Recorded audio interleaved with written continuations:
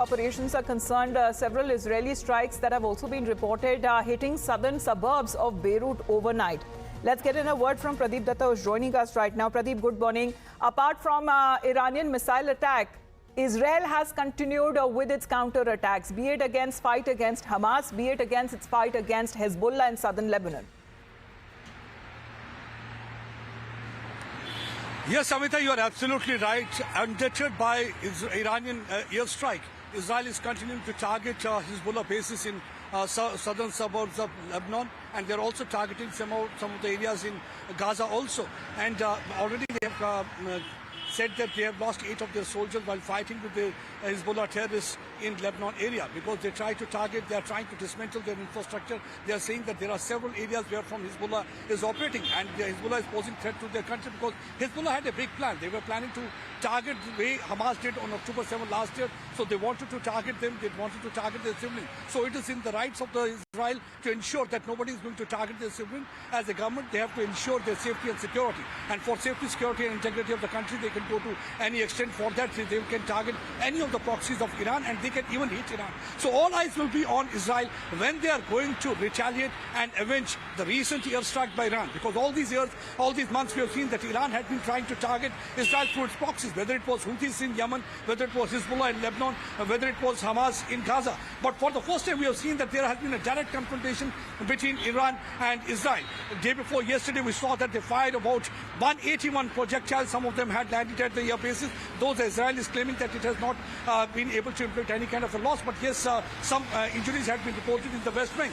But most of those missiles, hypersonic ballistic missiles, were intercepted, detected, and they were destroyed by the air-dome system, because air-dome system is one of the best aerial defense systems that is preventing... Of course, it's been relying when it comes to the Iron Dome system as far as what Israel has been doing for its citizens, its civilians there. But we saw the direct warning that came in from the Iranian president's side, saying that it is fragile as glass.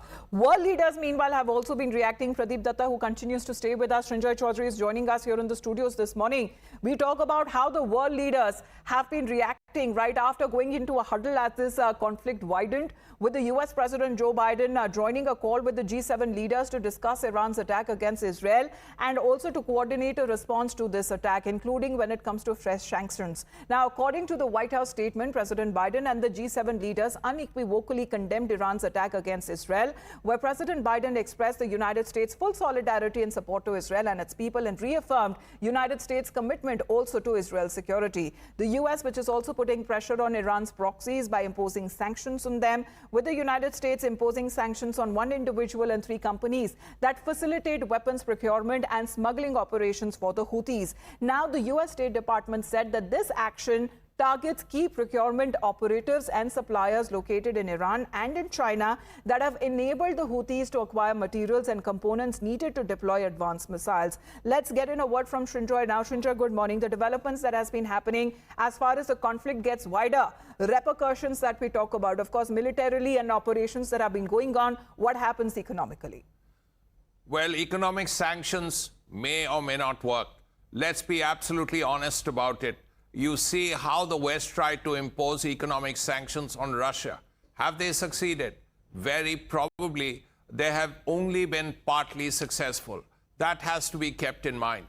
It's important to realize that economic sanctions in this kind of world will not be airtight. That's one thing that has to be kept in mind.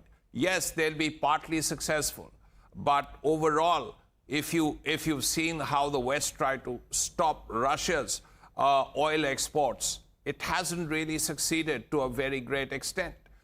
China buys huge amounts of Russian oil, and no one has been able to stop it.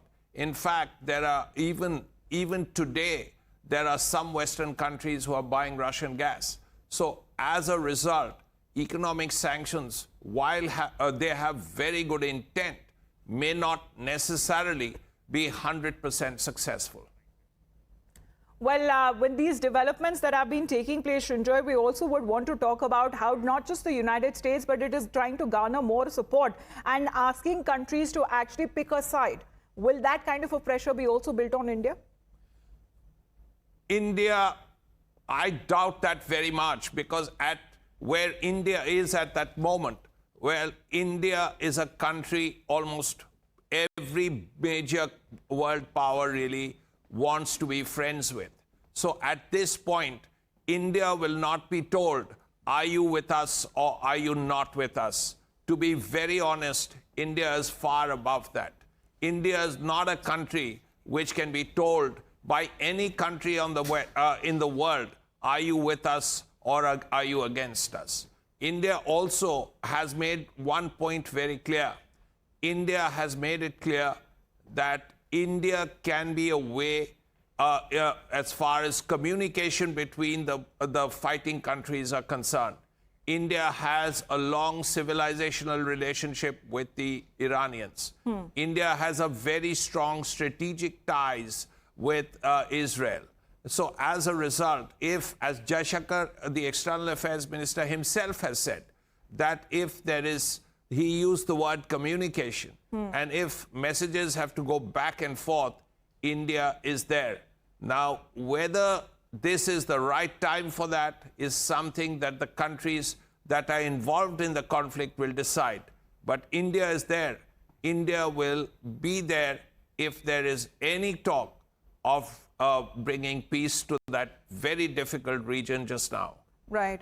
And we have seen how the world leaders mainly has been calling for restraint. However, if there is a threat that looms large as it blows into a full-blown conflict or when it comes to the escalation that has been taking place of a possibility of a war, let's in the meantime take a look when it comes to the positioning of the countries here is concerned. The map that we put out of the world on what many of the leaders have been saying and their positions as their countries now also seek to be, let's put that out, the countries which seem to be backing Israel.